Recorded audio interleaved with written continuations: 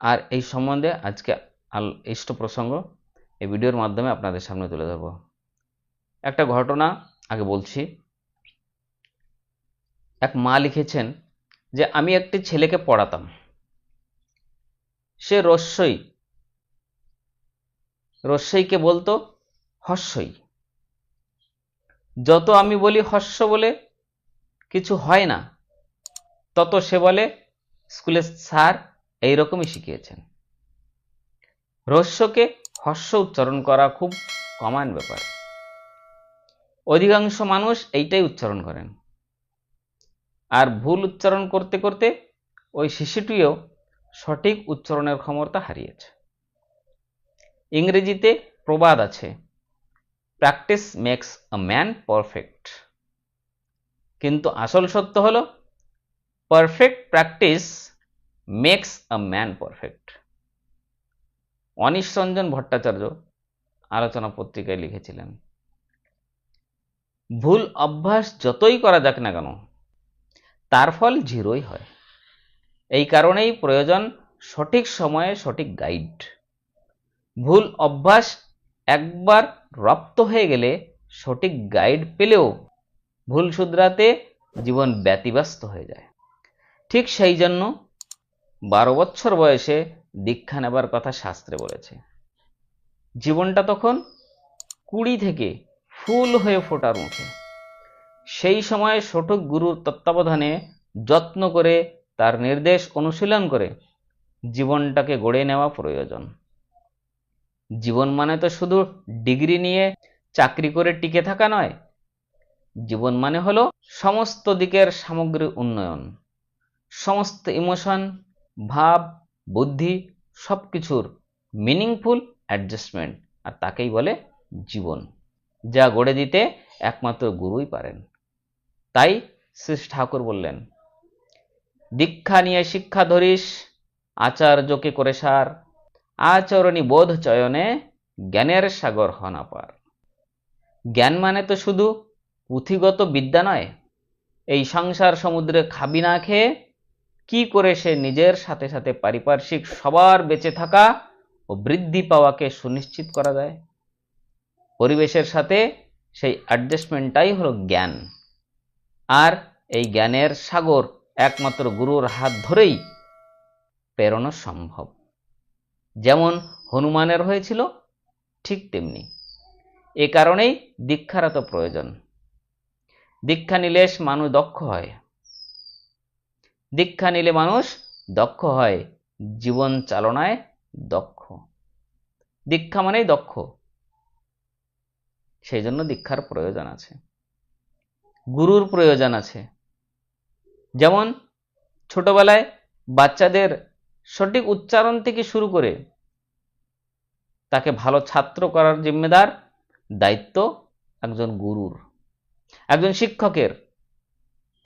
কোনটাকে কি উচ্চারণ করতে হবে সেটা যদি ছোটবেলার থেকে শিক্ষা না দেওয়া হয়, তাহলে বড় হওয়ার পরে সে শিক্ষার কোনো কাজই দেয় না।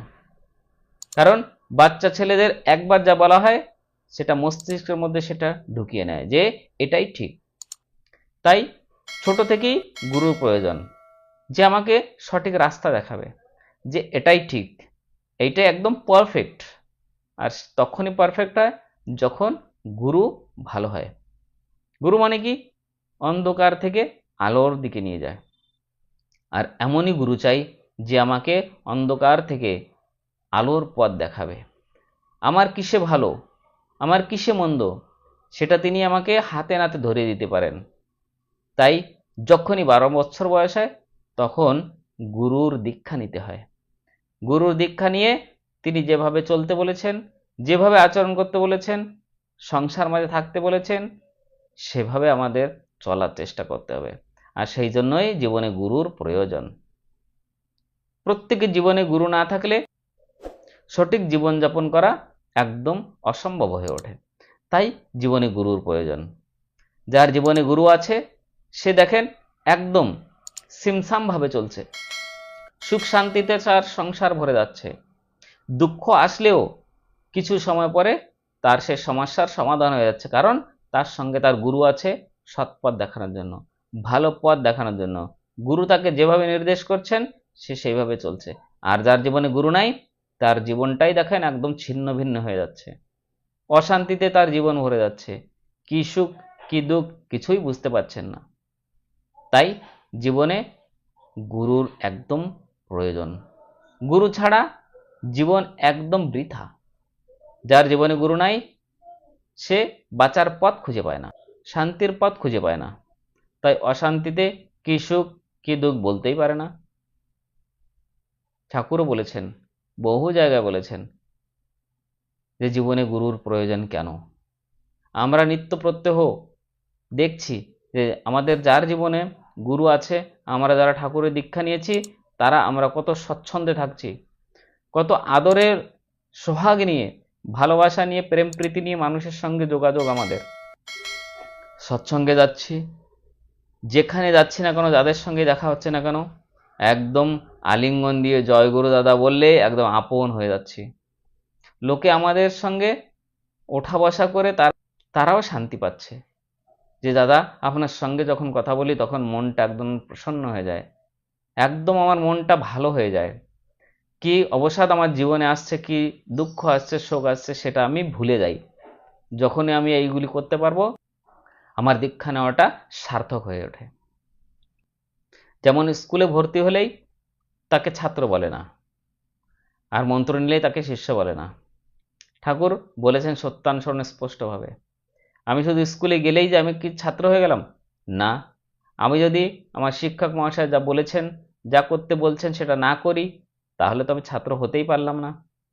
ঠিক তেমনি আমি গুরু ধরেছি, কিন্তু আমার গুরু আমাকে যা উপদেশ করছেন, আমাকে যা নির্দেশ দিচ্ছেন, আমাকে যা করতে বলছেন, সেটা যদি আমি আমার আচরণের মধ্যে ফুটিয়ে তুলতে না পারি তাহলে তো আমি একজন শিষ্য হতে পারলাম না, না আমি ভালো ছাত্র হতে পেরেছি, না আমি একজন ভালো শিষ্য হতে পেরেছি। তাহলে আমাকে একদম ভালো ছাত্র হতে হবে। যখন আমি স্কুলে ভর্তি হয়েছি আমার শিক্ষক আমাকে যেভাবে বলে দিচ্ছেন, যেভাবে চলতে বলেছেন আমাকে সেভাবেই চলতে হবে। তাহলে তো আমি জীবনে উন্নতি করতে পারবো। তা না হলে আমাকে শিক্ষক যা বলেছেন, আমাকে গুরু যা বলেছেন, আমি যদি সেটা মেনেই না চলি, আমি যদি সেই রাস্তায় চলারই চেষ্টা না করি, প্রচেষ্টাই না করতে পারি, তাহলে জীবনে আমি কিছুই লাভ করতে পারবো না। না সুখ না শান্তি কিছুই ফিরে আসবে না, অশান্তিতে জীবন ভরে যাবে।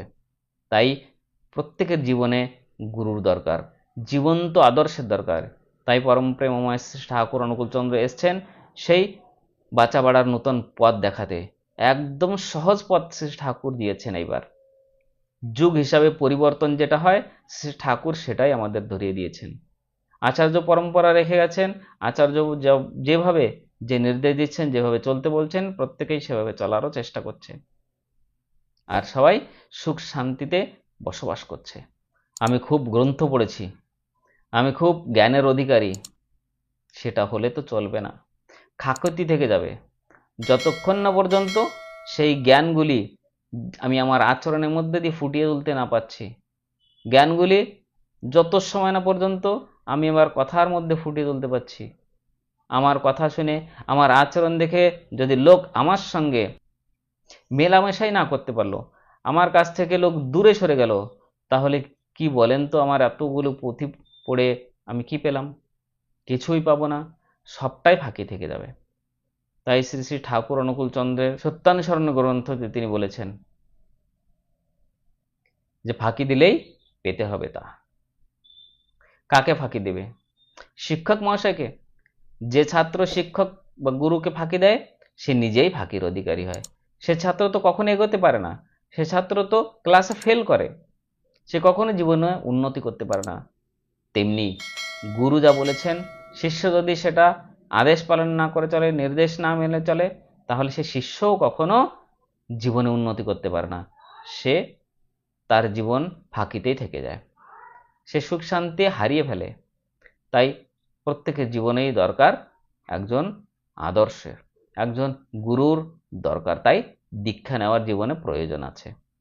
আপনাদের সকলের মঙ্গল প্রার্থনা করে ঠাকুরের শ্রীচরণে আজকের আলোচনা এখানেই ইষ্ট প্রসঙ্গ বন্ধ করছি।